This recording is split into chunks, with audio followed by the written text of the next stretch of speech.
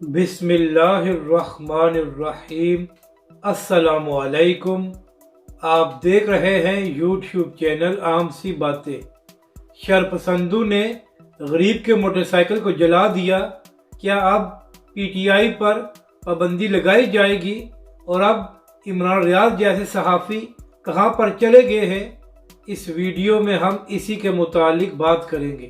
ناظرین کرام، جس وقت تحریک لبیک اور علامہ سعد حسین رضوی ناموس رسالت کے لیے پروٹیسٹ کر رہے تھے، تو اس وقت پی ٹی آئی کے لوگ اور چند صحافی پرانی ویڈیوز کو شیئر کر کے تحریک لبیک کے کارکنوں پر یہ الزام لگا رہے تھے کہ تحریک لبیک والے عملہ کو نقصان پہنچا کر پاکستانی عوام کا نقصان کر رہے ہیں، تو لہٰذا ان پر پابندی لگائی جائے۔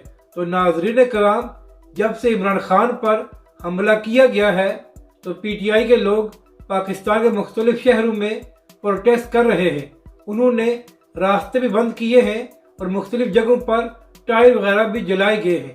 اور ناظرین کرام، کل سے سوشل میڈیا پر ایک ویڈیو وائرل ہو رہی ہے جس میں پی ٹی آئی کے کارکنوں نے ایک غریب کے موٹر بائیک کو آگ لگا کر جلا دیا ہے، اور اس کے بعد وہ بیچارہ غریب رو رو کر پولیس والوں کو بتا رہا تھا کہ میرے والد فوت ہو چکے ہیں اور اسی موٹر بائیک سے میں ڈیلیوریز کر کے اپنی گزر بسر کر رہا تھا، اور پی ٹی آئی والوں نے اس کو جلا دیا ہے۔ تو میرا اب سوال ہے کہ جو لوگ تحریک لبیک پاکستان اور اس کے کارکنوں پر الزام لگایا کرتے تھے، کیا اب وہ پی ٹی آئی پر تنقید کریں گے اور یہ کہیں گے کہ پی ٹی آئی کے لوگ بھی شرپسند ہیں اور ان پر بھی پابندی لگانی چاہیے؟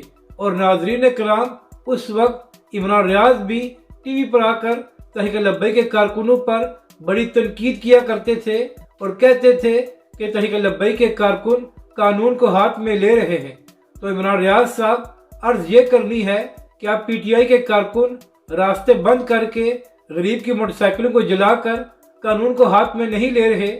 کیا اب آپ پوری پی ٹی آئی پر تنقید کریں گے اور یہ کہیں گے کہ پی ٹی آئی کے لوگ شرپسند ہیں اور ان کے خلاف کارروائی ہونی چاہیے؟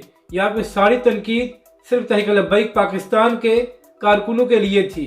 اپنی رائے کا ضرور اظہار کریں کہ آپ کو یہ ویڈیو کیسی لگی، اور ہمارے اس چینل کو بھی سبسکرائب کریں۔